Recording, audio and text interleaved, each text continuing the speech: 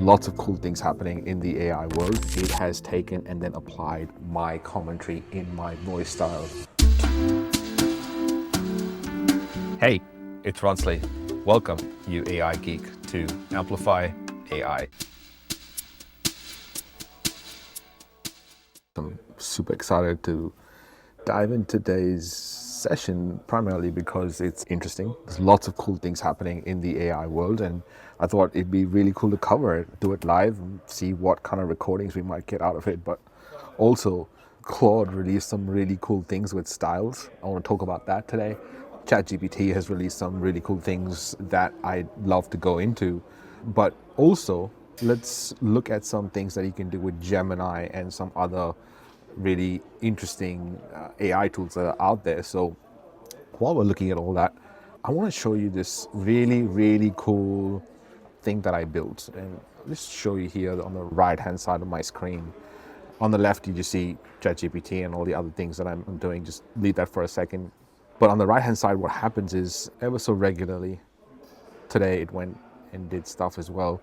I think about twice a week, what happens is it's called an intelligent automation. I built these really interesting intelligent automations that go and look for news in my industry. So I'm looking for news in the AI world specifically, and I'm looking for news that is relevant, that can be used and I can talk about. So it goes and collects the news and sort of syndicates them in here. Let me show you one such news item here. So look at this, like AI transformed dental imaging with quick analysis. So I will open this, okay? And I'll open it on full page. So I want to show you the news, which if I click on this and go copy, I see the news here. So Australian company develops transformative AI-driven dental imaging. It's a whole article. So now what it's done is it's gone and found the article, but when it's found the article for me, which you can see here on the right hand side, it has gone and made a one-liner. So AI transformed dental imaging with quick analysis. So if I want to just look at this in one line, that's what it's broken it down to. But also, it's broken it down into a too long don't read. I've got to fix the algorithm because it puts this TLDR here. I don't want that. I just want the TLDR without it mentioning the TLDR. So too long don't read, that's what TLDR stands for. So it's taken the article, and then it's gone in and gone, if it's too long and you don't read, here's what you have to read. An Australian startup, Eyes of AI, launched EAI-CEPH, AI software that automates cephalometric X-ray analysis, transforming an 11-minute task into under 10 seconds, enhancing diagnostics in dental care. So not only does it found and read the article for me, it's then done a too long don't read, and it's gone, here's the key takeaway. Its integration of AI not only addresses current healthcare inefficiencies, but also has implications for broader patient safety in oral healthcare. Not only has it done that, it has taken and then applied my commentary in my voice style to this article. So imagine me talking about this article, which I am right now, and it's reading it out. Isn't it just fascinating when you see tech swoop in and completely change the game? The thing with innovations like EAI-CEPH is not just that they make tasks faster, they also enhance the quality of services delivered, and in turn, quality of life. For any entrepreneur, this should ring some bells. Innovation isn't just a buzzword, it's a concrete strategy to pull ahead of the competition. And then it goes on.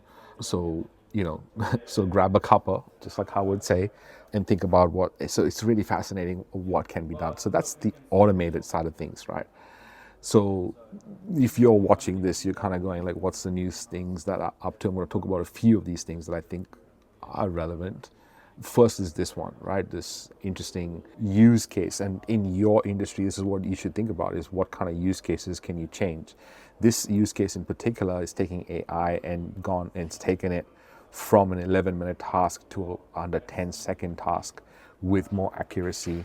So this use case is quite, if you do it ever so regularly, depending on how many times you actually do an X-ray, this becomes a very useful task, right? So if you're here and you're going, okay, what else? I think there are some few things that you should be kind of looking at, maybe, that might be useful for you. So what should happen here, and the way I've set it up, is me go into this particular area, which is live. And there's some news articles that I have picked beforehand to talk about on the show, and that wasn't one of them. But once I speak about them, the plan is like I come in here and I go, live is done. So it removes it from this part. But on November 12th, one of the things that came up was this: will AI replace cybersecurity professionals? Let's just go to this link.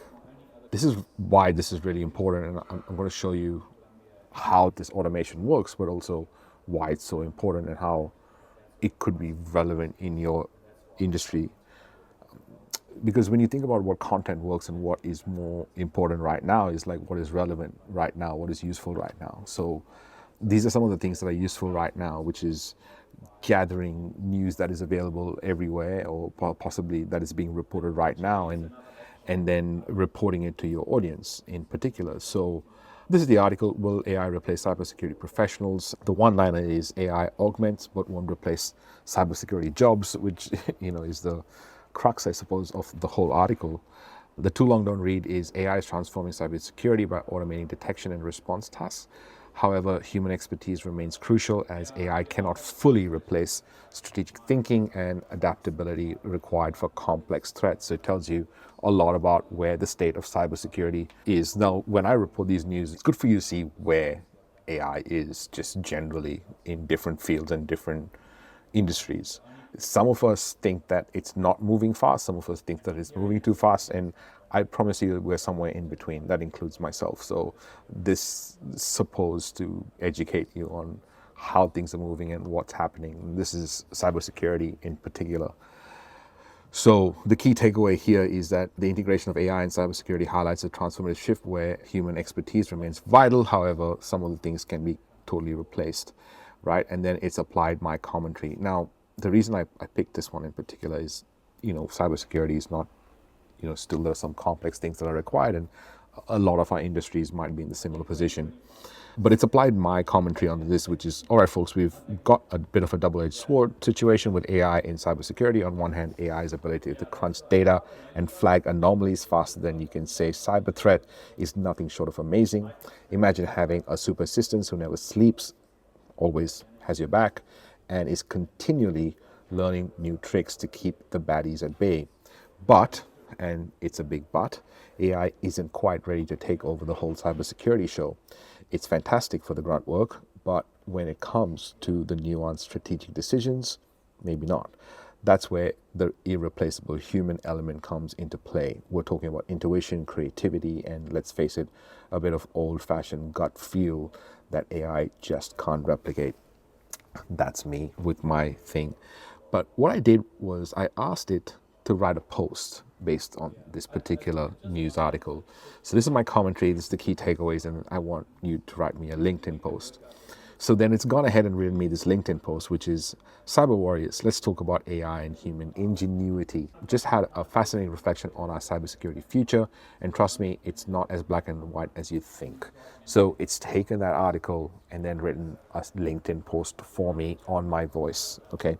Then also, I've asked it to write an Instagram post on the same news article, but for Instagram, also in my voice.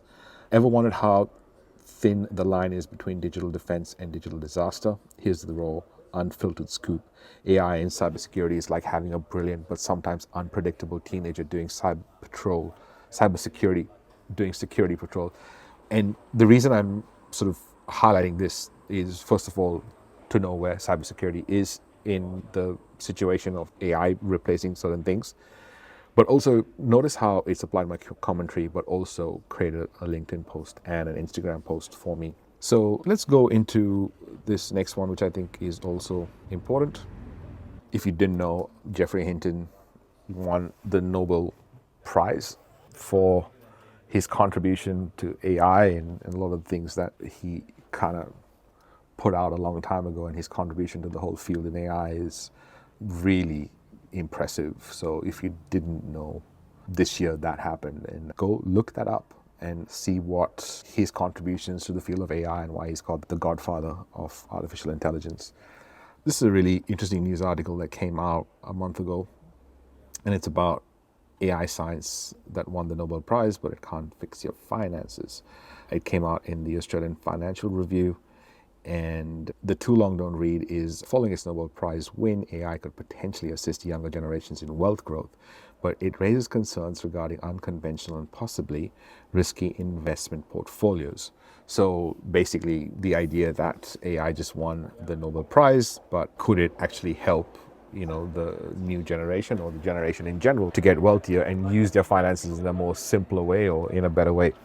So here it is why it's important. The awarding of Nobel Prizes in AI signifies its transformative impact across various sectors. We've seen it, especially in finance, where it holds the potential to empower younger generations. However, it also raises concerns about the unpredictable nature of AI-driven investment strategies. So where is the line and ethics? I'm keen to know your thoughts, like on an ethical basis, if AI helps you make a better investment, is it ethical or unethical? It's really interesting on what that line looks like and how we're going to cross that line or tread that line. What I find fascinating is how AI has found that article for me as something that is important, which is definitely important, but applied my commentary to this, which is, isn't it mind-blowing how far AI has come from Turing's dreams to Nobel Prizes in physics and chemistry? It's not just science fiction anymore, it's real, and it's here to potentially amp up your financial game. However, we've got to talk about something important: balance and wisdom in using AI. Sure, it's cool that AI might help you invest and manage your bucks, but should we just hand over the keys to our financial futures to algorithms? And there's something quirky, let's be honest, something risky about letting AI have full control or full run. Think about it like this: would you trust a robot to pick your outfit? It might nail it on Tuesday, but might come to Thursday and it might be something different. So interestingly, how this has taken, this article, and then obviously applied my commentary on it, which I didn't read before, but I did speak about that kind of before I started to read it. So these are the really interesting applications that I suggest you look at when it comes to AI and some of the things that are happening. So I'm going to click this as done, and actually what I would love to show you is some new things that are in Claude. So if you don't know, Claude is one of my favorite AIs that exist out there. I think it's better at a lot of things. I think most people think that ChatGPT is like AI because everyone's using ChatGPT, and mostly that everything that comes out of ChatGPT seems to be AI related. So using Claude helps that, and it helps you maybe not come across as AI related. So one of the new things that have come up in Claude is this ability to choose style. Some really interesting things. Firstly, there's a certain way that I write my show notes. Like if I come to this, so here's the way I write my show notes. So I'm just going to copy this. Okay. And if you're on Claude, you can do this right away. So if you got Claude Professional, I'm not sure whether this will work in the free plan, but if you're in a professional plan, for sure. So you come to choose style and you say create edit style. Under this, you're going to go to create customer style, and you're going to click that, and then you're going to go add a writing sample. So from here, you're just going to paste the text that you want. So this, for example, is the style of show notes that I want to write. So I've put that in, and it's analyzing that, and it's going to create a writing style. Now, what I want to see is if I don't actually have custom instructions in here, but I've just analyzed my writing style. So whether it'll work as the podcast catalyst. Let's see. All right. So in here, I'm going to go and say download, and this is episode 107, and podcast catalyst. And I'm going to say, please write the show notes for the script. Let's see how we go. So this particular style, which is the podcast catalyst style, which potentially you can just copy and paste now. You can put in a transcript, and it will write you the style in the way you want it to be written. Now, let me see another way. Okay, so here, It's an article that's written on the Australian Financial Review. So I'm just going to copy this as a style. And I'm going to say, actually come down here, create new styles, add a writing example, paste the text. I'm literally going to copy and paste that writing style. I'll probably name it something useful, like Australian Financial Review writing style, maybe. Options, rename style, AFR style. Let's go there. So down here, what I'd go here and say AFR style, can you please write an article for me based on this episode transcript? Let's see how we go. So notice how I changed the style, right? So in the first, I used the show notes style, put in the transcript, it made me show notes. Then I went based on this article. Wow, right? Super interesting, right? Super fascinating on what you can do. And that's styles, that's in Claude. There are some new things out, obviously, in ChatGPT. One of the things to do is that you can get the ChatGPT search extension. What that means is instead of you going into search and searching Google, what's the latest news? So right now my search goes to ChatGPT search rather than Google search. See, change it back to Google search, ChatGPT search extension, change it. I can change it back if I want. So it has given me the latest news, Australian news, super fascinating, right? And that is, if you want, you go to the Chrome Web Store and install the ChatGPT search Chrome extension. So that helps you change the search in your Chrome extension from Google search to ChatGPT search, and that's if you want it. It's actually quite useful because not only is it a Google search, but it's applying intelligence onto your search, so that becomes in handy. All right, well, that's me for today. There's a few of you that join live at different times on the different platforms, some on LinkedIn, some on Facebook, some on Instagram, but see everyone. Go catch the podcast. You'll find it on all the podcast platforms. And until next time, let's see how we use AI to grow, I suppose. Hey, AI Geek. Thanks for listening. Your job doesn't stop here. I want you to lend your voice to the conversation. So you can join those conversations, discussions, new trainings, new recordings, and the rest of the AI Geeks by going to aigeeks.co. Also, share this podcast with a friend, another potential AI geek. Until then, much love.